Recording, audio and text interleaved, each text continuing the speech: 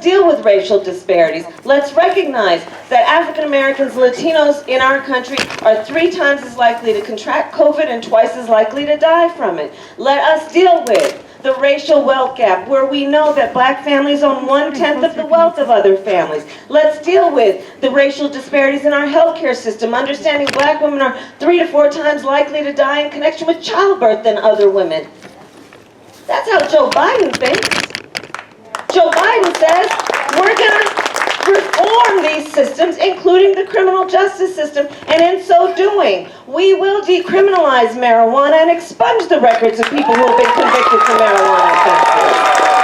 We will shut down private prisons because we understand the business model is there are some human beings making money off of the incarceration of other human beings. Joe Biden says we need to reform policing to require accountability when a police officer breaks the law, and for that reason, we will, 1, ban chokeholds and carotid holds because George Floyd would be alive today, and we will require accountability around creating a national system of tracking those that have broken the law so they can't get fired in one place and get hired in another.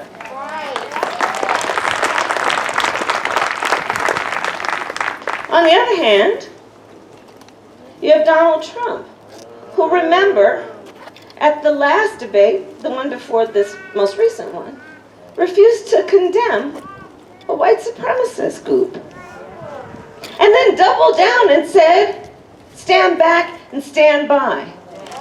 That on the heels of way back when, because there's a pattern, of on the issue of Charlottesville, where Americans were peacefully protesting racial injustice. A young woman was killed at that. And on the other side, there were neo-Nazis wearing swastikas, carrying tiki torches, and he had the gall to say, fine people on both sides. Has called Mexicans rapists and criminals. Had one of his first orders of business, a Muslim ban. And you see, this on this list of very clear contrasts is another of those issues before the American people. And on this issue, before the American people, is our ability to fight for a Joe Biden who understands that regardless of where you live, your race, your gender, your age, or the language your grandmother speaks, that we have so much more in common than what separates us, and it is time to end a supposed leader who is spending full time trying to sow hate and division among us. We want a unifier, and that's why we want Joe Biden.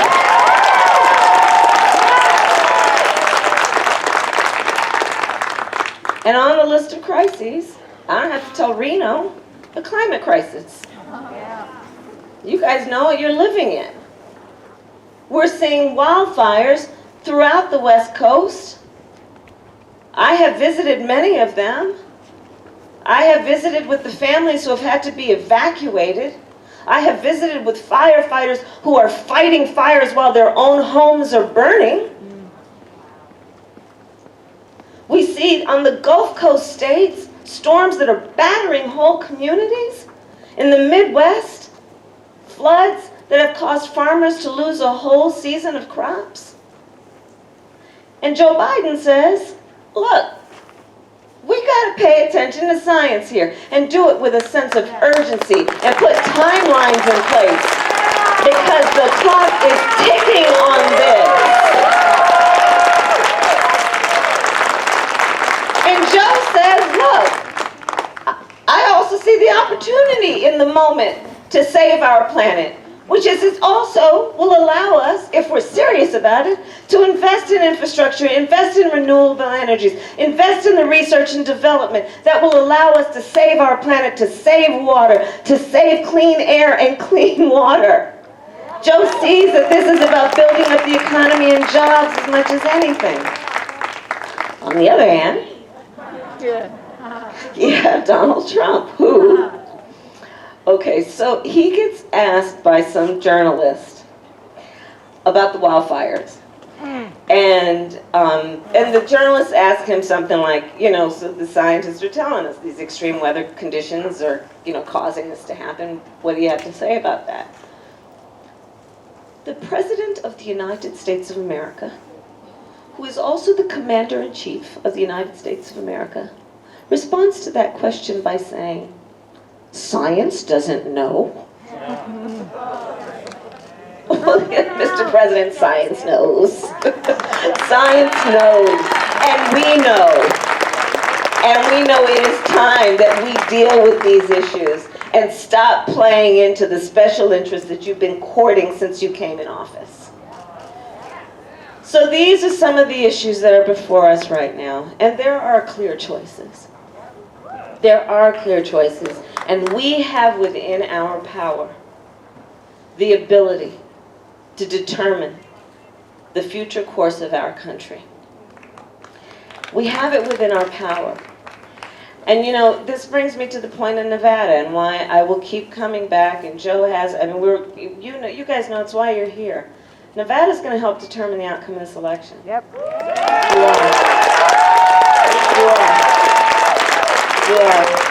And in that way, your vote is going to have an impact on people around the country, people you'll never meet, people who may never know your name. But because you guys are so powerful in your leadership and engagement, you're going to make the difference. And like I said, I've been traveling around the country, and one of the things that has become very clear to me is, sometimes people say, okay, well, is my vote going to matter? Why should I vote? And I think there are 3 reasons. One is to honor the ancestors. Yeah. Right? This year we lost the great John Lewis, who shed his blood on the Edmund Pettus Bridge for the right for Black Americans to vote. Shed his blood. And the thing I love about John Lewis, who I knew, and he was just an incredible friend. John Lewis kept showing up there. On the subject of John Lewis, he was one of the first to show up and say, marriage equality is a core civil rights issue. He was one of the first to say, we need to deal with immigration and create a pathway and stop demonizing immigrants in America. John Lewis, right? So he and so many others shed that blood. We should honor that sacrifice. This year we celebrated the 100th anniversary of the 19th Amendment. All those badass suffragettes, or their children here. It's okay. Mom said it's okay. All those suffragettes who marched, who couldn't hear no, who fought for our right to vote. And let's not remember, because we must be true to history and the facts of it all, but however, that Black women were not able to vote until 1965. Right. So let's remember that. But honoring the ancestors is an important reason to vote. 2, everything that's at stake. And we went through the list, and there's so much more. That vote last night, I voted against her for a number of reasons. One, because it has been an illegitimate process from the beginning. To push through and cram through a nomination of someone while the American people are voting. Like literally, we're not even talking about election season or election year. Tens of millions of people have voted. I think that the last number I saw was over 50 million people had voted, or when the confirmation went down last night.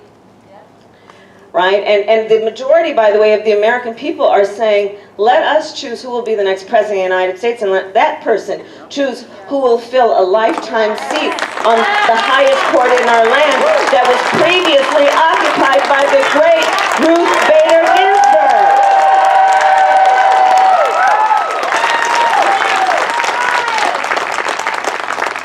And there's so much at stake. Ruth Bader Ginsburg, we always should speak her name. What she did, there was, I think of her as there was an inverse relationship between her size and her force, right? What she did for equality and women. And now there's someone on the court who many of us opposed also because we know she has a track record which makes clear she wants to get rid of the Affordable Care Act. Now keep in mind, guys, in so doing, if they are successful in getting rid of the Affordable Care Act, among the other things we talked about, over 20 million people access to health care, people with pre-existing conditions being protected. You know what else will be at stake? Birth control. Free birth control, free mammograms, free cancer screenings. All of that is at stake. Not to mention a woman's right to make a decision about her own body.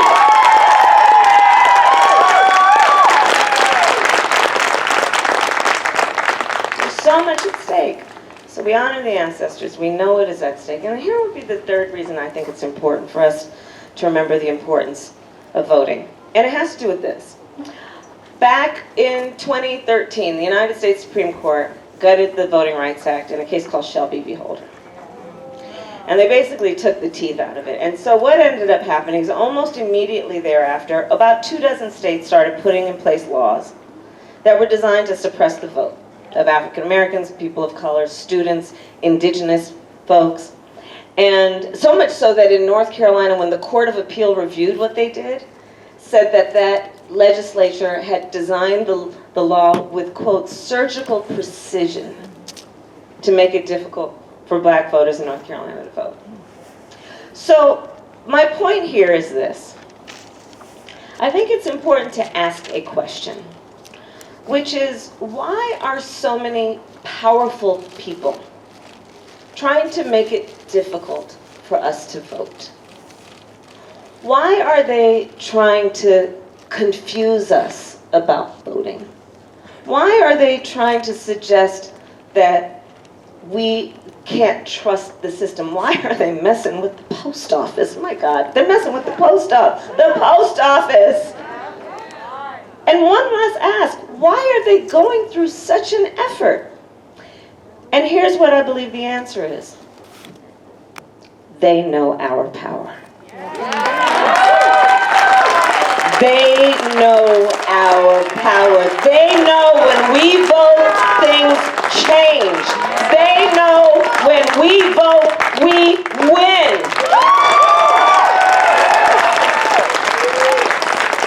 And so let's not ever let anyone take our power from us. It is our power to stand in those lines as long as necessary. We will bring our friends with us and have a good old time. But we know our power. And we are prepared to exercise the power of our voice that comes with election time through our vote. Because we know what is at stake, and we know the shoulders we stand upon that came generations before us that would expect nothing less.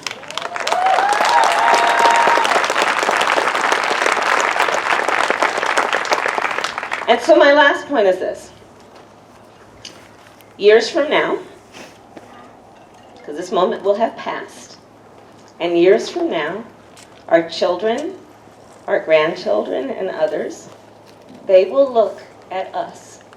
They will look in our eyes, each one of us, and they will ask us, where were you at that moment? And what we're going to be able to tell them is so much more than just how we felt. We are going to tell them what we did. We are going to tell them we were hanging out this beautiful day in the amphitheater in Reno with Kamala and all the friends. We're going to tell them we organized people. We're going to tell them we texted and we called and we emailed everyone we knew repeatedly till they got sick of us, but we know they would come back to us eventually. But we did whatever was necessary to remind people of what is at stake, to remind them of their power, and to remind them that ours is a country worth fighting for because we love this country. And so that's what what we are going to do, Reno, and thank you, thank you.